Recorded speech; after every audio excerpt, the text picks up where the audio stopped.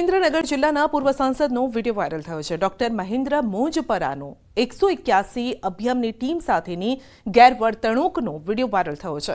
Doctor Mahendra મોંજપરાના ભાણેજની પત્નીએ સાસરિયાના ત્રાસ મામલે 181 અભિયમની મદદ માંગી હતી। 181ની ટીમ ઘટનાસ્થળે પહોંચતા ડોક્ટર મહેન્દ્ર મોંજપરાએ તેમની સાથે ગેરવર્તણૂક કરી તેવો વિડીયો વાયરલ થઈ રહ્યો છે। 181ના કર્મચારીઓને સસ્પેન્ડ કરાવી દેવાની ધમકી આપી। ભાણેજને સમજાવવા આવેલી 181ની ટીમ પર પોલીસ કાર્યવાહી કરવાની પણ ધમકી આપી।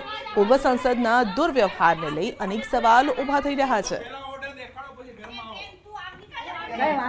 બાળ વિકાસ મંત્રી જેટલા આવ્યો ને બધા સસ્પેન્ડ કરાવું તમને કહી દઉં। હું અત્યારે એસપીને જ ફોન કરું। તમારી ફરજ શું છે? સમજાવવાની છે। અમે ઘરે આવીને સમજાવવા આવી રીતે હોય। હું એક આનો મિનિસ્ટર મહિલા બાળ વિકાસ ખબર તમને નોકરી કોને આપી, કોને સિલેક્ટ કોને કર્યા? તમે કોણ પૈસા ખાઈને સિલેક્ટ થયા છો? પોલીસ મારામારી છે ને ઓલા 181 વાળા પોલીસ વાળાને નામ લખાવજો। હા એને નામે લખાવો અને હાલો 181 વાળા મોંજપરા સાહેબ આવ્યા એને આતે વાગે છે ઓલો માર્યો। હા લઈ આવો જાણી લઈ આવો તપાસ માં। હા લઈ લે કોણ તમારે મારી વાળા તમારે જો અમારી પોલીસ વાળા કઈ વાંધો નહીં। મેં કીધું બીજું કે આ તપાસ બધું કેમેરા બધું આવી ગયું। તમે ચિંતા ન કરો, અમને ઘરે કેમેરા છે। તમારે 181 શું ફરજ છે ને મને ખબર છે। કેન્દ્રનો મિનિસ્ટર તો તમારા છે ને તમારો સચિવ હોય એટલે ઝડકે જાય મારાથી, હજી તમને ખબર નથી।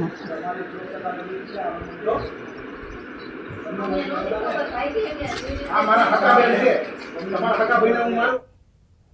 આ તરફ સુરેન્દ્રનગરમાં સ્થાનિકોએ કર્યો છે ચક્કાજામ। લીંબડી રાણપુર રોડ પર પાંદરી ગામના સ્થાનિકોએ ચક્કાજામ કર્યો છે। પીવાનું પાણી, રસ્તા પર અને સાથે જ નિયમિત વીજ પુરવઠો સહિતની પ્રાથમિક સુવિધાઓ પૂરી પાડવામાં ન આવતા રોષે ભરાયા છે। અનેક વખત રજૂઆત કરવા છતાં કોઈ જ ઉકેલ નથી આવ્યો અને જેના કારણે ગ્રામજનોએ ચક્કાજામ કરીને વિરોધ નોંધાવ્યો। ચક્કાજામના પગલે હાઈવે પર ટ્રાફિક જામના દ્રશ્યો સર્જાયા। આગામી દિવસોમાં તંત્ર દ્વારા પ્રાથમિક સુવિધાઓ પૂરી પાડવામાં નહીં આવે તો ઉગ્ર આંદોલનની ચીમકી પણ ઉચ્ચારી છે। રાજકોટના ગ્રામ્ય વિસ્તારમાં પાણીની તંગીને લઈને કુંવરજી બાવળિયાનું નિવેદન છે। રૂડા વિસ્તારમાં આવતા ગ્રામ્ય વિસ્તારોમાં પાણીના પ્રશ્નને લઈ અધિકારીઓ સાથે બેઠક કરીશું। પાણી માટે શું કરી શકાય તે અંગે ચર્ચા કરીશું। પાણી પૂરતા વિભાગના અધિકારીઓ અને રૂડાના અધિકારીઓ સાથે પણ હું એક બેઠક કરવાનો છું અને એમને શું મુશ્કેલી છે અને લાંબા ગાળા માટે રૂડામાં રહેતા જે લોકો છે, જે ગામડાઓ આવે છે, એને પીવાના પાણી માટેની મુશ્કેલી ન પડે એ માટે શું કરવું જોઈએ એના માટેનું પણ અમે આજે રૂડા અને અમારા પાણી પુરવઠાના અધિકારીઓ સાથેની મિટિંગમાં નિર્ણય કરાવવાના છીએ। સરકારી અનાજના જથ્થાને લઈ કુંવરજી બાવળિયાએ કહ્યું છે કે વરસાદના કારણે અનાજ ન પલળે તેની સૂચના આપવામાં આવશે। કેવાયસી કરવા માટે આ મહિનો છેલ્લો છે। એનએફએસસી કાર્ડ હોલ્ડરોને તાત્કાલિક કેવાયસી કરાવી લેવા માટે અપીલ કરાઈ છે। જે પરિવારોએ કેવાયસી ન કર્યું હોય તો કેવાયસી કરી લે। આ ભારત સરકારની ગાઈડલાઈન પ્રમાણે અને કાર્ડ ધારકની સલામતી માટે અને ક્યાંક ક્યાંક નાની મોટી ગેરરીતિઓ ધ્યાન પર આવે છે, એ ન થાય અને કાર્ડ હોલ્ડરને પૂરતો જથ્થો મળી રહે એ માટે કાર્ડ હોલ્ડરોએ પણ કેવાયસી કરાવી લેવું ફરજિયાત છે। નહીં કરાવે તો આવતા મહિનાથી એમને પણ આ જથ્થા માટે જેટલા કેવાયસી કર્યું છે એમને જથ્થો મળશે। માવઠાથી થયેલા કૃષિ નુકસાન અંગે સર્વે થશે। મંત્રી કુંવરજી બાવળિયાનું નિવેદન છે। ખેડૂતોએ ચિંતા કરવાની જરૂર નથી। નુકસાનીનો જે મામલો છે સીએમ કૃષિ મંત્રીના ધ્યાને છે જ। ખેડૂતોના હિતમાં નિર્ણય લેવામાં આવશે। અમારા માનનીય મુખ્યમંત્રી ભૂપેન્દ્રભાઈ પટેલે અમને એમાં ખાસ કરીને કૃષિ મંત્રી રાઘવજીભાઈને અમારા સૌના ધ્યાન પર મૂક્યું છે કે ક્યાંય ખેડૂતોને વધારે નુકસાન થયેલું હોય, ક્યાંય કોઈ પ્રકારના પાકમાં, તો એનું તાત્કાલિક સર્વે કરાવવું।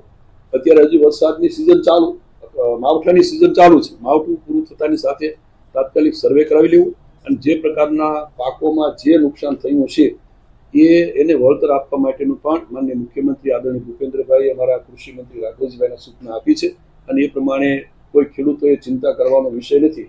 જે નુકસાન થયું છે એ પ્રમાણે એને નુકસાન ભરપાઈ કરવામાં આવશે, વળતર આપવામાં આવશે। અંકલેશ્વરમાં વાવાઝોડું અને અનિયંત્રિત વરસાદથી ડાંગરના પાકને નુકસાન, ખેડૂતો મુશ્કેલીમાં છે.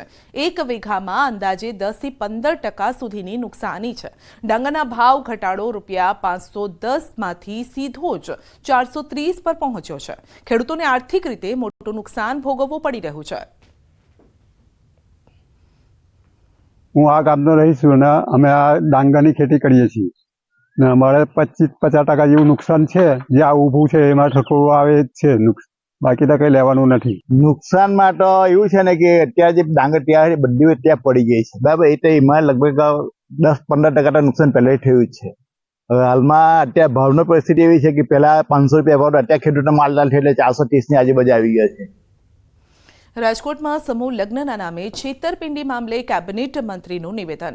555 દીકરીઓના સમૂહ લગ્નમાં છેતરપિંડીને લઈ કુંવરજી બાવળિયાએ નિવેદન આપ્યું. તેમણે કહ્યું છે કે દીકરીઓ સાથે છેતરપિંડીની વાત છે તે ન થવું જોઈએ. પાર્ટીના લોકો સંકળાયેલા હશે તો પાર્ટીના ધ્યાને આ વાત જરૂરથી મૂકવામાં આવશે.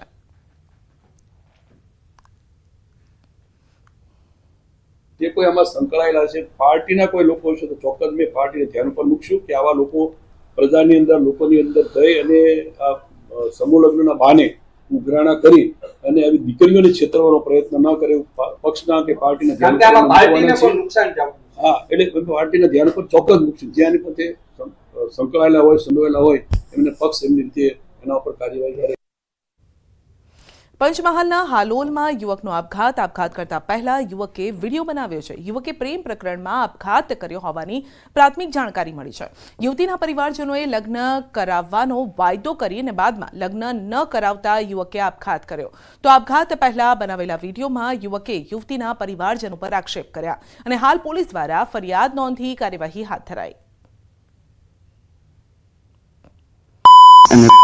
પપ્પાના કહેવાથી અને મારી પણ ઈચ્છા હતી કે છોકરી સાથે મેરેજ કરું.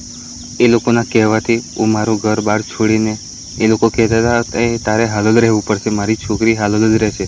તો એના માટે હું મારું ઘર બહાર બધું છોડીને લડાઈ કરીને હાલોલ રહેવા માટે આવ્યો હતો. અને એ લોકો એન્ડ મુમેન્ટ પર ફરી ગયા છે કે હવે મેરેજ નથી કરવા. હું ઘર બહાર વગરનો થઈ ગયો છું. હવે મારે જવું ક્યાં? એ લોકોએ મારી જિંદગી બરબાદ કરી નાખી છે એક મા વગરના છોકરાની. તેમના ઉપર કાનૂની કાર્યવાહી થાય અને ફેમિલી પર અને આ બંસીભાઈ ભરવાડ.